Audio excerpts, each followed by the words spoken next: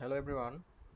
আজকে আমি দেখাবো যে আপনারা একটা শর্ট কিওয়ার্ড লিখে কিভাবে কোডটাকে আরো ইজি করতে পারেন। তো এই যে শর্ট কিওয়ার্ড লিখে আমরা ইজিলি কোডটা লিখতে পারবো, একটা কিওয়ার্ড লিখে আমরা কয়েকটা কোডের লাইন লিখতে পারবো, এটাকে বলা হচ্ছে স্নিপেটস। একটু দেখেন, আমি যদি এখানে সিএলএস লিখে ইন্টারপ্রেস করি, আহ, এখন আসবে না। আমরা এইটা আগে ক্রিয়েট করতে হবে, তারপর আমি আপনাদের দেখাতে পারবো। তো এখানে একটু খেয়াল করেন যে আমি যদি এখানে একটা কোড লিখি, এরকম যদি একটা কোড লিখি, প্রিন্ট প্রিন্ট কোলন, তারপর হচ্ছে এন্টার, ওকে, তারপর আমি দিব হচ্ছে স্কোপ, অবশ্যই কোটেশন মার্কের ভিতরে থাকতে হবে, ডাবল কোটেশন মার্ক। আচ্ছা, এখন আমরা এই যে স্কোপের ভিতরে লিখছি হচ্ছে সি শার্প। অবশ্যই আমরা সি শার্প কোডের ক্ষেত্রে এটা আমরা ইউজ করব। ওকে, তো লেখার পর অবশ্যই একটা কমা দিতে হবে। এখন আমরা লিখবো হচ্ছে প্রিফিক্স। এই প্রিফিক্সটা কেন লিখলাম আমি আমি একটু পরে বোঝাবো। আচ্ছা, এখানে এখানে লিখবো হচ্ছে সিএলএস, ঠিক আছে, অবশ্যই কমা হবে। আর এখন লিখবো হচ্ছে বডি। তো এই বডির ভিতরে যে কাজটা সেটা থার্ড ব্র্যাকেটের সেকেন্ড ব্র্যাকেটের সরি থার্ড ব্র্যাকেটের ভিতরে করতে হবে। তো এই থার্ড ব্র্যাকেটের পরও একটা কমা দিতে হবে, ঠিক আছে। তো আমরা এখন লিখবো হচ্ছে,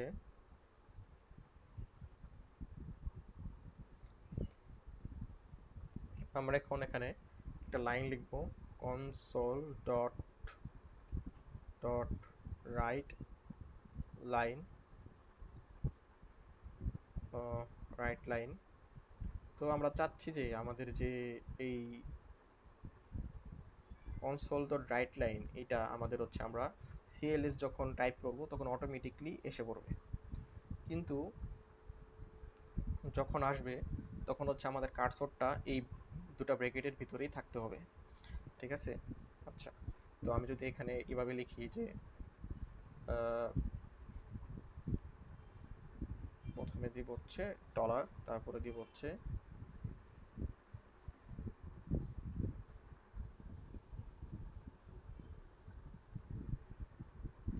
একটা ডলার সাইন দিব, তারপরে আমরা এখানে দিব ওয়ান, তারপরে দিব এইটা, তারপরে দিব হচ্ছে একটা ব্রেকেট, তারপর হচ্ছে ওকে। তো এখানে যে কোটেশন মার্কটা আমাদের দিতে হবে, কিন্তু না হলে কিন্তু ভুল যাবে, ঠিক আছে। কোটেশন মার্কটা আমাদের অবশ্যই দিতে হবে, ঠিক আছে। আচ্ছা, আর যে এই ওয়ান, এই ওয়ানটা আমি এখানে লিখলাম কারণ হচ্ছে আমাদের এই কার্সরটা থাকবে এইখানে। আমরা যখন এটাকে কোডের ভিতরে লিখব তখন হচ্ছে আমাদের কার্সরটা থাকবে এইখানে, ঠিক আছে।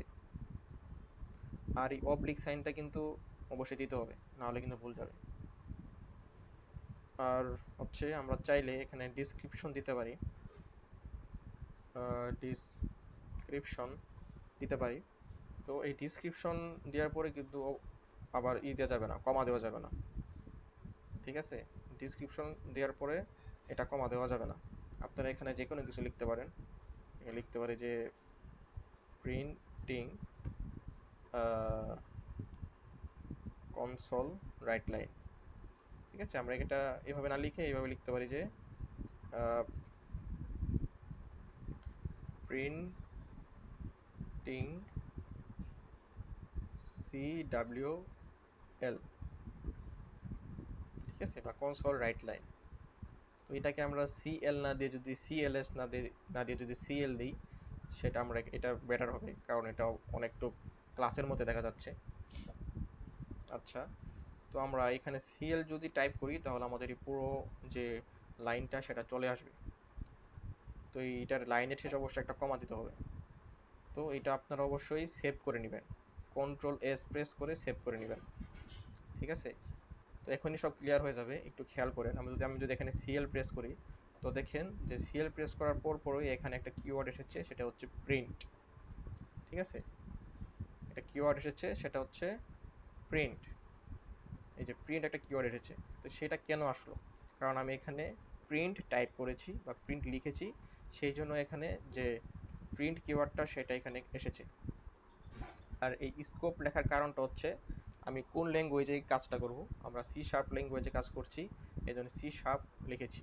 আর প্রিফিক্সটা হচ্ছে যে আমরা কি টাইপ করলে আমাদের এই লাইনটা আসবে, তো সেটা আমরা এখানে লিখেছি, আমরা এখানে সিএল লিখেছি। আমি চাইলে এখানে সিওএলও লিখতে পারতাম। এখানে খেয়াল করে আমি যদি সিওএল লিখেছি, এখানে যদি সিওএল লিখি তাহলে আমাদের এটা প্রিন্ট হয়ে যাবে। ঠিক আছে। আচ্ছা, তো এটা হচ্ছে আমরা বোর্ডের ভিতরে আমরা আসলে কি লিখতে চাচ্ছি আমাদের এই কোডের ভিতর, সেটা আমরা এই বোর্ডের ভিতরে লিখব। লিখার পর অবশ্যই কমাটা দিতে হবে। আর এখানে আমরা আমাদের যে বোঝার জন্য ডেসক্রিপশনটা দিয়ে দেব, এইটুকুই। তো আমরা এখানে লিখলাম যে সিওএল। সিওএল লিখলে হচ্ছে আমাদের কি হবে, একটা প্রিন্ট করার জন্য একটা লাইন আসবে। তো একটু খেয়াল করেন, এখানে একটা বিষয় আছে, আমি আবার লিখছি সিওএল। ও একটা ভুল গিয়েছে আমাদের, যে এখানে আমাদের যে একটা সেমিকোলন সেটা অবশ্যই দিতে হবে। আর আমি যদি এটা আবার লিখি সিওএল, তো আমাদের এই কার্সরটা এখানে কিন্তু আসছে। এই কার্সরটা এখানে কেন আসলো, আমরা এখানে ডলার সাইন দিয়েছি এবং 1 দিয়েছি, সেই জন্য আমাদের কার্সরটা আসছে। তো এখানে একটা বিষয় আছে, একটু আলাদা করে আপনাদের বোঝাই। তো আমি যদি এখানে ধরেন একটা লেখা লিখলাম, এখানে আমি যদি এই ব্রেকেটটা কেটে দেই, এটাও যদি কেটে দিই আমার কিন্তু ভুল হবে না। আমি যদি আবার এখানে সেভ করে আমি যদি আবার এখানে এটা লিখি যে সিওএল এন্টার প্রেস করি, আমাদের আগের কোডটাই আসবে। তো আমি এই যে মানে সেকেন্ড ব্রেকেটটা দিয়েছিলাম সেটা কেন দিয়েছিলাম এটা একটু দেখাই। তো আমরা যদি এখানে একটা কোলন দিয়েছি, কোলনের পাশে যদি লিখি যে টেক্সট টেক্সট, তো এখন দেখেন যে আসলে পরিবর্তনটা কোথায় হলো। অবশ্যই কন্ট্রোল দিয়ে সেভ করে নেবেন। আমি যদি এটাকে আবার লিখি সিওএল এবং এন্টার প্রেস করি, তো দেখেন যে আমাদের টেক্সট ওয়ার্ডটা ঠিকই এসেছে, কিন্তু এই টেক্সট ওয়ার্ডটা আগে থেকে সিলেক্ট হয়ে আছে। ঠিক আছে। এর সুবিধা হচ্ছে যদি যদি আমরা এখানে একটা কিছু লিখি, ধরুন হচ্ছে যে লিখলাম বাংলাদেশ, হ্যাঁ বাংলাদেশ লিখলাম, এই বাংলাদেশ লেখার পরে কারণে কিন্তু এই যে এই টেক্সট ওয়ার্ডটা অটোমেটিক চলে গিয়েছে এবং আমাদের বাংলাদেশটা আমরা ইজিলি লিখতে পারছি। এই জন্যই আমরা এখানে সেকেন্ড ব্র্যাকেটটা দেই এবং হচ্ছে আমরা এখানে কলনটা দিয়েছি। আর এখানে আমরা যেটা লিখতে চেয়েছি, মানে যেটা এইখানে আসবে টেক্সট, ওইটা আমরা এখানে লিখেছি। আর নর্মাল ক্ষেত্রে আমরা চাইলে এভাবেই লিখতে পারি, কি যে ডলার তারপর 1। ঠিক আছে, নর্মাল ক্ষেত্রে। ওকে। তো আমরা এই সেম সিনট্যাক্স ফলো করে পরের বার, মানে পরে আমরা কি করতে চাচ্ছি, আমরা এখন করতে চাচ্ছি যে আমরা ক্লাসের জন্য একটা ক্রিয়েট করব, কি একটা সিনট্যাক্স ক্রিয়েট করব। ঠিক আছে। তো আমরা এখানে এটা কপি করে পেস্ট করে দিলাম। তো এখানে আমরা লিখব হচ্ছে ক্লাস। ঠিক আছে। আর আমরা এখানে অবশ্যই সি শার্প, এখানে দেব হচ্ছে সিএলএস, কারণ আমরা সিএলএস প্রেস করলেই আমাদের কি এই ক্লাসটা আসবে। আচ্ছা, আর আমরা এখানে অবশ্যই এটা লিখবো না, এটা কেটে দিব। কেটে দিয়ে আমরা এখানে ক্লাস লিখলে যা আমাদের নর্মালি আসে সেটাই লিখব। তো কি আসে, আমরা যখন একটা ক্লাস লিখতে চাই, প্রিন্টিং ডিসক্রিপশনটা আমি পরে দিচ্ছি। তো আমি যদি ক্লাস লিখতে চাই, এখানে আমি একটা ক্লাস লিখতে গেলে আমরা কি লিখি, পাবলিক ক্লাস, ক্লাসের নেম, বা এভাবে লিখতে পারি আমরা সি নেম, বা ক্লাসের যেটা ওইটার নেম। ঠিক আছে। আমরা এই যে ক্লাসের নেম দিই, তারপর আমরা এন্টার প্রেস করি। এন্টার প্রেস করে আমরা এখানে দুটো ব্রেকেট দিই এবং আমরা এখান থেকে লেখা শুরু করি। তো এইটাকে আমরা এরকম করতে পারি,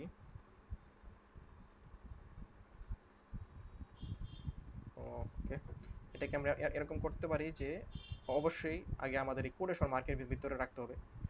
কোটেশন মার্কের ভিতরে রাখতে হবে প্রত্যেকটা ওয়ার্ড। ওকে, নাহলে কিন্তু ভুল যাবে। এটা হলো আমাদের ফার্স্ট রুল। সেকেন্ড রুলটা হচ্ছে যে আমাদের কমা দিতে হবে। এটা হচ্ছে ভেরি বেসিক, এটা মনে রাখতে হবে।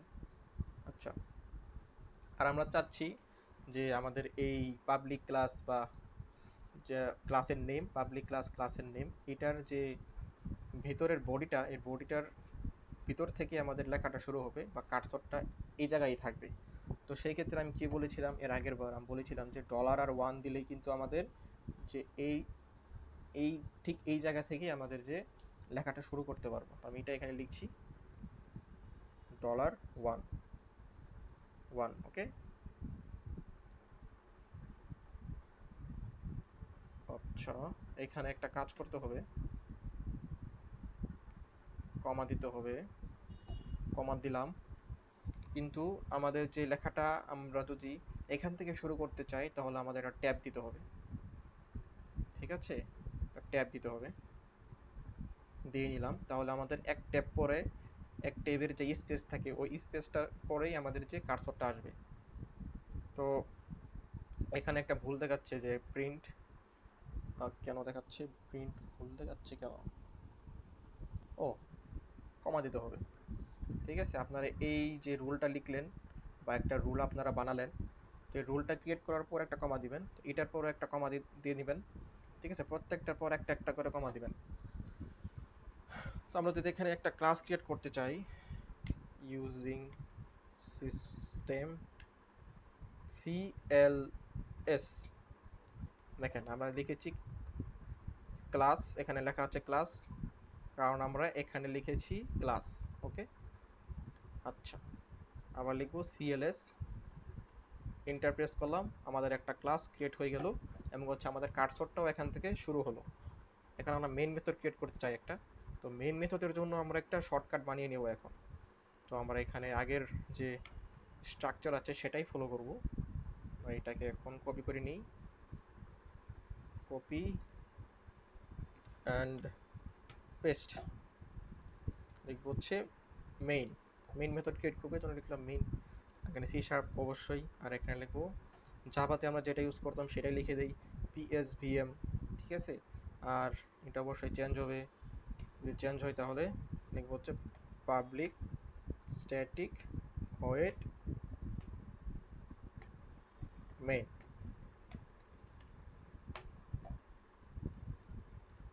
এর ভিতর স্ট্রিং আর্গুমেন্ট, যেটাকে আমরা লিখি ARGS, বা আপনারা যদি এখানে ARGS না লিখে শুধু A লিখে দেন তাও কিন্তু হবে, সমস্যা নাই, একটা লিখলেই হয়। আমরা চাই যে আমাদের কার্সরটাও এখান ঠিক এই ভিতর থেকে শুরু হোক, তার আগে আমরা এটাকে কোটেশন মার্কের ভিতরে রাখবো এবং এখানে একটা ট্যাবের স্পেস বানিয়ে নিব, ট্যাব, তারপর হচ্ছে $1। আর এখানে ভুল দেখাচ্ছে এর কারণ অবশ্যই আপনারা বুঝতে পেরেছেন এতক্ষণে, কারণ আমরা এখানে একটা কমা দিব, কমা দেইনি, একটা কমা দিব, কমা দিব, কমা দিব।